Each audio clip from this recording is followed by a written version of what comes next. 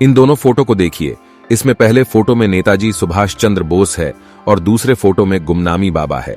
इन दोनों फोटो को पहले बार में देखने पर यही लगता है कि दोनों फोटो में दिख रहे दो लोग एक ही इंसान हैं।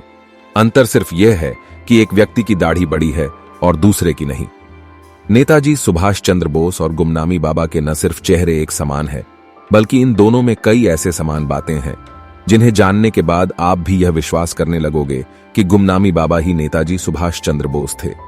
इस वीडियो में हम आपके साथ नेताजी सुभाष चंद्र बोस और गुमनामी बाबा से जुड़ी हुई 10 ऐसे बातें साझा करेंगे जिनकी पुष्टि नेताजी सुभाष चंद्र बोस के करीबी लोगों ने की है।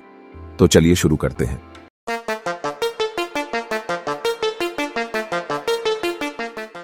नेताजी सुभाष चंद्र बोस और गुमनामी बाबा के बीच की समान बातें जानने से पहले ये जानना जरूरी है कि आखिर क्यों नेताजी सुभाष चंद्र बोस को गुमनामी बाबा का रूप लेना पड़ा होगा। कई इतिहासकार यह मानते हैं कि 18 अगस्त 1945 के दिन हुए हवाई दुर्घटना में नेताजी सुभाष चंद्र बोस बच गए थे और उन्होंने ब्रिटिश सरकार को चकमा देने के लिए खुद के मरने की अफवाह फैलाई थी। इन इतिहासकारों का यह कहना है कि ब्रिटिश सरकार से बचने के लिए नेताजी 1945 के हवाई घटना के बाद कुछ दिन रसिया में रहे और फिर भारत को आजादी मिल जाने के बाद भारत लौट आए और गुमनामी बाबा के रूप में रहने लगे।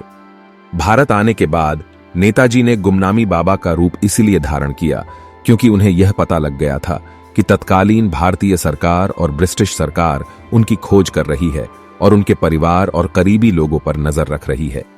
अगर नेताजी सुभाष चंद्र बोस भारत के आजादी के बाद सामने आ जाते तो संभव था कि भारत की सरकार उन्हें बंदी बनाकर ब्रिटिश सरकार को सौंप देती।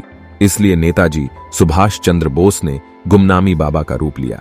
हाल ही में सार्वजनिक की गई नेताजी सुभाष चंद्र बोस से जुड़ी फाइलों से इस बात की पुष्टि होती है कि आजादी के बाद सन 1948 से लेकर सन 1968 तक तत्कालीन भारत सरकार ने नेताजी के परिवार और उनके करीब जनों की जासूसी की थी। जानकार मानते हैं कि भारत की सरकार को यह अंदेशा था कि नेताजी सुभाष चंद्र बोस जिंदा है और उनका पता लगाने के लिए भारत सरकार ने उनके परिवार पर 20 सालों तक नजर रखा। इन बातों से आपको यह स्पष्ट हो जाना चाहिए कि आखिर क्यों नेताजी को गुमनामी बाबा का रूप लेना पड़ा होगा। तो चलिए अब जानते हैं नेताजी सुभाष चंद्र बोस और गुमनामी बाबा में क्या समानताएं थीं। जिन लोगों ने नेताजी सुभाष चंद्र बोस और गुमनामी बाबा दोनों को देखा है और उनसे मिले हैं, उन सभी लोगों का यही कहना है कि नेताजी सुभाष चंद्र बोस और गुमनामी बाबा की शारीरिक बनावट में बहुत समानताएं थीं। उनका कहना था कि न सिर्फ गुमनामी बाबा का चेहरा नेताजी सुभाष चंद्र बोस से मेल खाता था, बल्कि उनकी आवाज और ऊंचाई में भी समानता दिखती थी। गुमनामी बाबा से मिल चुके लोगों ने यह भी बताया है कि गुमनामी बाबा को सुभाष चंद्र बोस से जुड़ी हुई कुछ ऐसे अतिगुप्त बातें पता थे जिन्हें सिर्फ सुभाष चंद्र बोस और उनके कुछ करीबी सहयोगी ही जानते थे। गुमनामी बाबा और नेताजी सुभाष चंद्र बोस में एक और समानता यह भी थी कि उन दोनों को हिंदी, इंग्लिश समेत कई भाषाओं का ज्ञान था। गुमनामी बाबा से मिल चुके नेताजी सुभाष चंद्र बोस के सहयोगी यह भी कहते हैं कि गुमनामी बाबा को नेताजी सुभाष चंद्र बोस के जीवन में हो चुके कुछ ऐसे घटनाओं के बारे में भी जानकारी थी जो सिर्फ नेताजी सुभाष चंद्र बोस और उनके करीबियों को पता था। नेताजी सुभाष चंद्र बोस और गुमनामी बाबा के हैंडराइटिंग में भी समानता देखने मिलती है। कई विशेषज्ञों ने उनके हैंडराइटिंग का अध्ययन किया और सभी ने यही कहा कि दोनों हैंडराइटिंग किसी एक ही व्यक्ति के है, जो गुमनामी बाबा के नेताजी सुभाष चंद्र बोस होने के बाद को और मजबूत कर देता है। सन 1999 में भारत की सरकार ने मुखर्जी कमेटी का गठन किया ताकि नेताजी सुभाष चंद्र बोस के मृत्यु से जुड़े सभी थ्योरी का अध्ययन किया जा सके।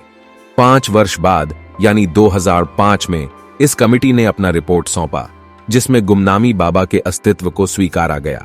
इस कमेटी ने अपने रिपोर्ट में कहा कि गुमनामी बाबा ही नेताजी सुभाष चंद्र बोस थे।